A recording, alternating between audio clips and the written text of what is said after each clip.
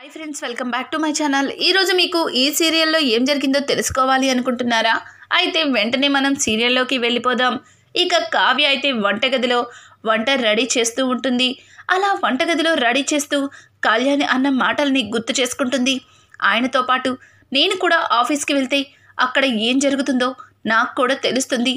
అలాగే ఆ శ్వేతకి ఈయనకి ఉన్న సంబంధం ఏంటో, అసలు ఇద్దరి మధ్యలో స్నేహబంధం కాకుండా ఇంకా ఏం నడుస్తుందో తెలుసుకోవాలని కావ్య అయితే చాలా గట్టిగా నిర్ణయించుకుంటుంది. కానీ ఇంట్లో వాళ్ళని ఎలా అడగాలో అర్థం కాక తనలో తను ఆలోచించుకుంటూ ఉండగా ఇంకా లాభం లేదు. అత్తయ్య గారు అన్నట్లుగా దేనికి భయపడకూడదు, వెళ్ళి అత్తయ్యని అడిగేస్తాను అని చెప్పి ఇంకా అపర్ణదేవిని అడగాలని నిర్ణయించుకుంటుంది. అందరూ కూడా డైనింగ్ టేబుల్ దగ్గర టిఫిన్ కోసం కూర్చుంటారు. ఇక అందరికీ టిఫిన్ వడ్డిస్తూ కావ్య, అత్తయ్య గారు మీతో ఒక విషయం మాట్లాడాలి అని కావ్య అంటూ ఉంటే ఇక పైనుంచి రాజ్ అయితే జరిగిందంతా కూడా చూస్తూ ఉంటాడు. ఏం మాట్లాడుతుందా అన్నట్లుగా అక్కడే నుంచుని చూస్తున్న రాజ్కి ఇక కావ్య అన్న మాటలకి ఊహించిన షాకే ఎదురవుతుంది.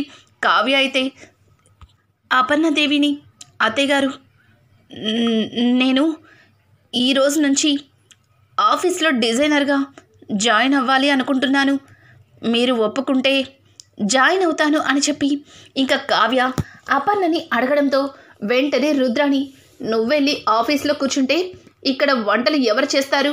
అయినా ఆఫీస్లో పని చేయడానికి చాలామంది ఉన్నారు, నువ్వెళ్ళి అక్కడ ఏం వెలగపెడతావు అని చెప్పి రుద్రాని అనడంతో రుద్రాని మాటలకి పక్కనే ఉన్న ధాన్యలక్ష్మి, అవును రుద్రాని, నువ్వు చెప్పింది కూడా నిజమే. అయినా అక్క నీకు ఇంట్లో వంట పని ఇంటి పని చూసుకోమని చెప్పింది కదా, ఆఫీస్కి వెళ్ళి ఆఫీస్లో పెత్తనం చెలాయిద్దామనుకుంటున్నావా? అక్కడ కూడా నీ రాజ్యమే ఏలాలి అనుకుంటున్నావా? ఇక్కడ చేసింది సరిపోదా అని చెప్పి ఇక రుద్రాని మాటలకి సమర్థించినట్టుగా ధాన్యలక్ష్మి కూడా ఇక కావ్యకి చీవాట్లు పెడుతుంది. నువ్వు వంటగదిలోనే ఉండాలి, నువ్వు వంటగదికి మాత్రమే అంకితం అని అనడంతో ధాన్యలక్ష్మి, ఏం మాట్లాడుతున్నావు? నా కోడలు ఏం చేయాలో అది కూడా నీ ఇష్టమేనా? అసలు ఏమన్నా అర్థం ఉందా నువ్వు మాట్లాడేదానికి? తను ఆఫీస్కి వెళ్తుంది. కావ్య, నువ్వు ఈరోజే ఆఫీస్లో వెళ్ళు, ఉద్యోగంలో జాయిన్ అవ్వు అని చెప్పడంతో వెంటనే తను ఆఫీస్కి వెళ్తే మరి ఇంట్లో వంట ఎవరు చేస్తారు అని ధాన్యలక్ష్మి అనడంతో, ఏంటి ధాన్యలక్ష్మి ఇష్టం వచ్చినట్లు మాట్లాడుతున్నావు? ఊరుకుంటే తనేమన్నా ఈ ఇంటి వంట మనిషా? అలా మాట్లాడుతున్నావు? తను ఆల్ ఇండియా డిజైనర్గా సెలెక్ట్ అయింది. తను వేసిన డిజైన్స్ వల్ల మన కంపెనీకి చాలా పెద్ద పెద్ద ప్రాజెక్ట్సే వచ్చినాయి. అసలు ఇలాగేనా ఎదుటి వాళ్ళని కించపరిచేది అని చెప్పి ఇక అపర్ణాదేవి అయితే ధాన్యలక్ష్మితో అరుస్తూ ఉంటుంది. ఇంతలో పక్కనే ఉన్న ఇంద్రాదేవి, మళ్ళీ మొదలు పెట్టారా? అసలు మీ ఇద్దరికి ఎంత చెప్పినా అర్థం కాదా? మాట్లాడుకునే విధానం ఇదేనా అని అనడంతో, అది కాదత్తయ్య, చూశారుగా ధాన్యం ఎలా మాట్లాడుతుందో, అసలు ధాన్యం ఎప్పుడు ఇలా మాట్లాడలేదు, కొత్తగా ఎందుకు ఇలా మాట్లాడుతుందో కూడా అర్థం కావట్లేదు అని అంటూ ఉంటే ఇక పక్కనే ఉన్న ప్రకాశం అయితే, వదిన ఈ మధ్యన ధాన్యానికి కళ్ళు నెత్తికెక్కిపోయినాయి, కోడల్ని చూసి ఇంకాస్త రెచ్చిపోతుంది. అయినా కావ్య ఆఫీస్కి వెళ్తే ధాన్యలక్ష్మి నీకేంటి ఇబ్బంది? ఇంట్లో వంట చేయడానికి ఇంతమంది ఉన్నారు, అవసరమైతే అదిగో మా రుద్రాణి చెల్లెలుంది కదా, తను చేస్తుంది అని అనడంతో, అమ్మో ఇదేంటిది, నన్ను వంటగదిలో కూర్చోపెట్టేలా ఉన్నారు అని ఇక రుద్రాణి అయితే, అన్నయ్య ఇంట్లో ఇంతమంది ఉండగా నేనే మీకు గుర్తొచ్చానా అని చెప్పడంతో, అది కాదు రుద్రాణి, ఎప్పుడు నువ్వే కదా ఖాళీగా తిరుగుతూ వాళ్ళ మీద వీళ్ళ మీద చాడీలు చెప్తూ ఉంటావు, అందుకే కాస్త వంటగదిలో పనన్నా చేస్తే ఆ చాడీలు వదులుతావేమోనని అని చెప్పి ఇక ప్రకాశం అయితే రుద్రానికి డైలాగ్స్ వేస్తాడు. ఇంకా కావ్య అయితే అందరి మధ్యలో అపర్ణ తనని నా కోడలు, అలాగే నా కోడలు టాలెంట్ ఇలా అని చెప్పి పొగడుతూ ఉంటే కావ్య చాలా సంతోషిస్తుంది. ఇక అలాగే అందరికీ టిఫిన్లు రెడీ చేసి పెట్టేశాను.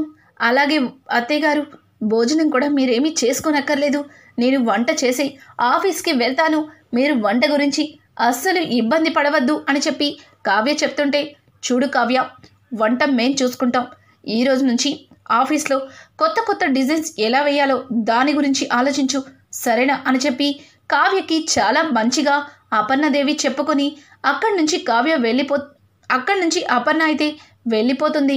ఇక ఇదంతా చూసిన రాజ్, ఏంటి కళావతి ఎంతో బ్రతిమలాడినా సరే ఆఫీస్కి రాను అని చాలా గట్టిగా చెప్పిన మనిషి ఈరోజు ఆఫీస్లో డిజైనర్గా జాయిన్ అవుతానంటుంది. అసలు కావ్య ఎందుకు ఈ నిర్ణయం తీసుకుంది? ఎందువల్ల కావ్య ఆఫీస్కి వస్తానంది? కొంపతీసి ఈ కావ్యకి నా మీద అనుమానం అయితే రాలేదు కదా అని చెప్పి రాజ్ అయితే కాస్త కంగారు పడుతూ ఉంటాడు. ఇంకా కళ్యాణ్ అయితే, కంగ్రాచులేషన్స్ వదిన, ఈ రోజు నుంచి కంపెనీకి కొత్త డిజైనర్గా నువ్వు అనుకున్నది సాధించవు వదిన అని చెప్పి కళ్యాణ్ మాట్లాడడంతో ఇక కావ్య అయితే, లేదు కవి గారు, ఇది మీరిచ్చిన సలహానే, మీ ఐడియా ప్రకారమే ఆఫీస్కి వెళ్తున్నాను. ఇక ఆ శ్వేతకి ఆయనకి ఉన్న సంబంధం ఏంటో తేల్చేస్తాను అని చెప్పి కావ్య అనుకుని అక్కడి నుంచి వెళ్ళిపోతుంది. ఇక ఇంతలో అనామిక అయితే కళ్యాణ్ దగ్గరికి వచ్చి కంగ్రాచులేషన్స్ చెప్పింది చాలు, అయినా ఎప్పుడు కూర్చుని ఆ పిచ్చి గీతలు గీసుకునే దానికంటే నువ్వు కూడా ఆఫీస్కి వెళ్ళాలని నీకు ఏమాత్రం కూడా ఆలోచన రావట్లేదా అని అనడంతో, ఏయ్ అనామిక, ఏం మాట్లాడుతున్నావు? నా కవితల్ని పట్టుకొని పిచ్చి గీతలు అంటున్నావేంటి?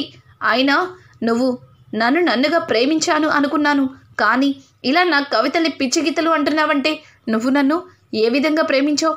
అసలు నిజంగా నువ్వు నన్ను ప్రేమించావా లేకపోతే అని చెప్పి ఇక కళ్యాణ్ అయితే అనామికని డౌట్ఫుల్గా అడుగుతాడు. ఇక అనామిక అయితే, ఏంటి కళ్యాణ్ అలా మాట్లాడుతున్నావు? నీ కవితలు చూసే ప్రేమించాను, కానీ కవితలే రాసుకుంటుంటే అవి మనకి ఫుడ్ పెడతాయా? చెప్పు, నువ్వు కూడా కంపెనీకి వెళ్తే అక్కడ ఉన్న వర్క్స్ మొత్తం నీకు అలవాటు అవుతుంది కదా. చూడు, కావ్య ఈరోజు ఇంట్లో అందరి దగ్గర కూడా ఎంత పేరు సంపాదించిందో నాకుండదా? నాకు కూడా నా భర్త ఒక స్థాయిలో ఉంటే నేను కూడా అలాగే చాలా సంతోషిస్తాను కదా. నీతో పాటు నేను కూడా ఆఫీస్కి వస్తాను, మనిద్దరం ఈ రోజు నుంచి ఆఫీస్కి వెళ్తున్నాం, అర్థమవుతుంది కదా, త్వరగా రెడీ అవ్వు అని చెప్పి ఇక కళ్యాణ్ నోటి నుంచి ఒక్క మాట కూడా రానివ్వకుండా అనామిక తన గదిలోకైతే వెళ్తుంది. ఇంతలో అనామిక దగ్గరికి రుద్రాణి వస్తుంది.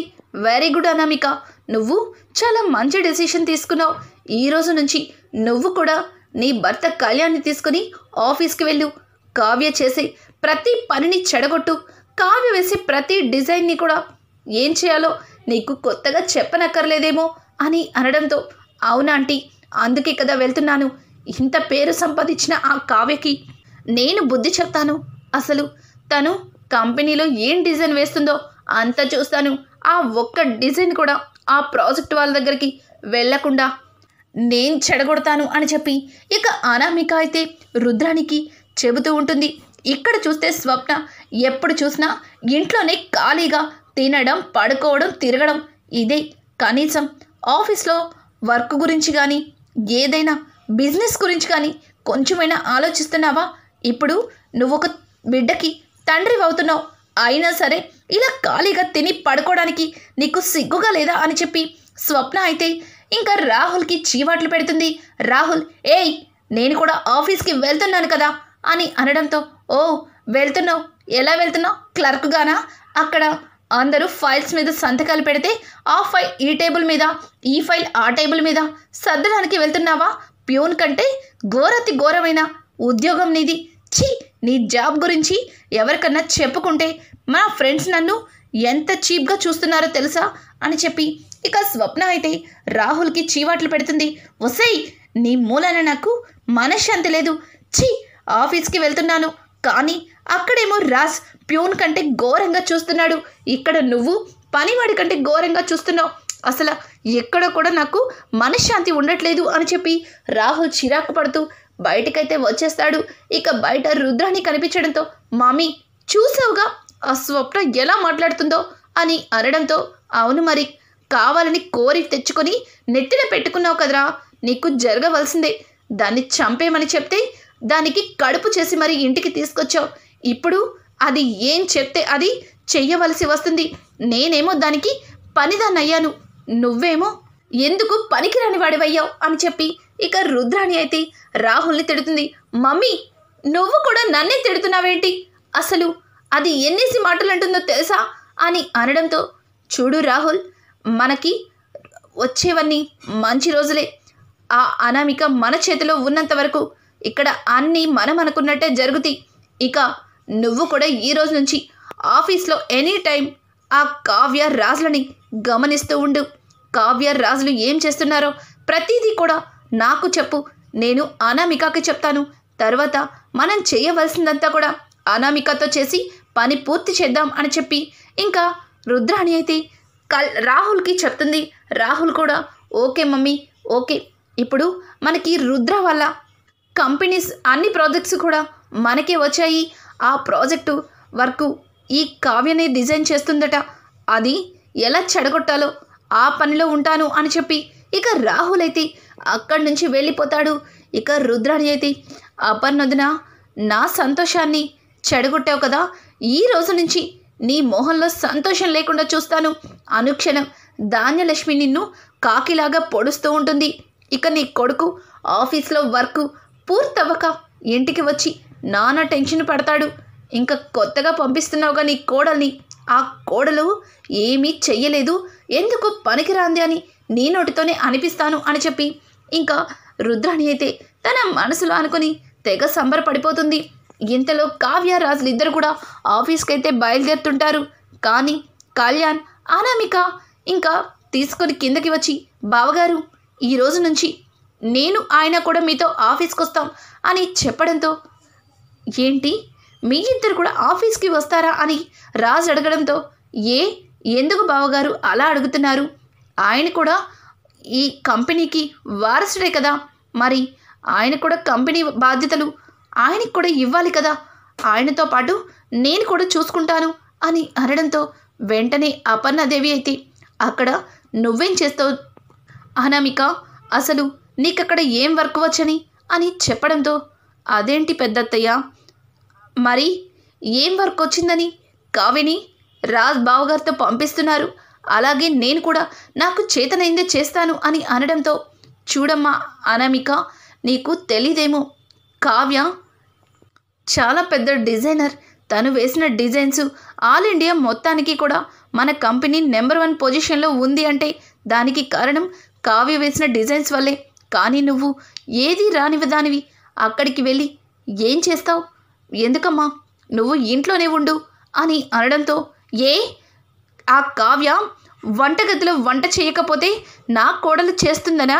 నా కోడల్ని ఇంటి పని మనిషిలా చేద్దామనా నా కోడల్ని ఆఫీస్కి వెళ్ళనివ్వట్లేదు? అయినా అంతా నీ కొడుకు కోడలే పెత్తనం చెలాయించాలని, నా కొడుకు కోడల్ని ఇంటి బానిసలుగా చేయాలని నువ్వు అనుకుంటున్నావని నాకు ముందు నుంచి కూడా తెలుసు అని చెప్పి ఇక ధాన్యలక్ష్మి మాట్లాడుతుంటే, ధాన్యలక్ష్మి ఏం మాట్లాడుతున్నావు? నేనేం మాట్లాడుతున్నాను? నువ్వేం చెప్తున్నావు?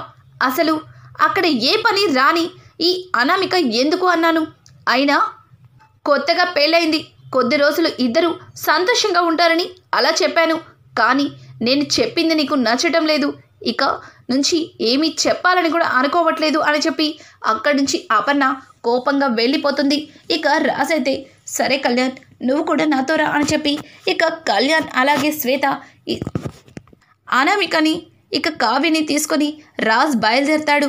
ఇంతలో శ్వేత ఫోన్ చేసి, ఏంటి రాజ్ ఇంకా రాలేదు, నీకోసం నేను ఎంత ఎదురు చూస్తున్నానో తెలుసా అని అడగడంతో రాజ్ కంగారుగా, నేను మళ్ళీ చేస్తాను అని చెప్పి ఫోన్ కట్ చేస్తాడు. ఇక కావ్య అయితే అదే ఫోన్ చేసినట్టుంది అన్నట్టుగా కళ్యాణ్కి సైగ చేస్తుంది. ఇంకా కళ్యాణ్ కూడా, వదిన నువ్వు పక్కనుండగా అన్నయ్య ఎటువైపు వెళ్ళలేడు, ఏమీ చేయలేడు అని చెప్పి ఇక కళ్యాణ్ కావ్యతో అంటూ ఉంటాడు. ఇక ఇంతలో రాజ్ అయితే, కళ్యాణ్ నాకు మీటింగ్ పని మీద బయటకెళ్ళే పనుంది, నువ్వు మీ వదని తీసుకొని ఆఫీస్కి వెళ్ళండి అని చెప్పడంతో ఇక వెంటనే కావ్య అయితే, ఆ మీటింగ్లో డిజైన్ ప్రజెంట్ చేసేది నేనే కదా, ఆ డిజైన్ గురించి ఎక్స్ప్లెయిన్ చేయాలి కదా, నేను కూడా మీతో వస్తాను అని చెప్పి కావ్య అనడంతో, ఏంటిది నాతో వస్తాను అంటుంది అంటే దీనికి నా మీద అనుమానం మొదలయ్యిందా, అందుకే నాతో వస్తాను అంటుందా అని చెప్పి రాజ్ అయితే కావ్య గురించి ఆలోచించడం మొదలు పెడతాడు. ఇక రాజ్ అనామిక మధ్య ఉన్న సంబంధం ఏంటో తెలుసుకోవడానికి ఆఫీస్కి వెళ్ళిన కావ్యకి ఎదురైన అతి భయంకర నిజం ఇది తెలుసుకున్న కావ్య ఎట్లాంటి నిర్ణయం తీసుకుంటుంది? రానున్న ఎపిసోడ్స్ మరింత ఇంట్రెస్టింగ్గా మారిపోతున్నాయి. ఈ వీడియో మీకు నచ్చినట్టయితే లైక్ చేసి సబ్స్క్రైబ్ చేసుకోవడం మాత్రం మర్చిపోకండి. Thanks for watching. Hi friends, welcome back to my channel. ఈరోజు మీకు ఈ సీరియల్లో ఏం జరిగిందో తెలుసుకోవాలి అనుకుంటున్నారా? అయితే వెంటనే మనం సీరియల్లోకి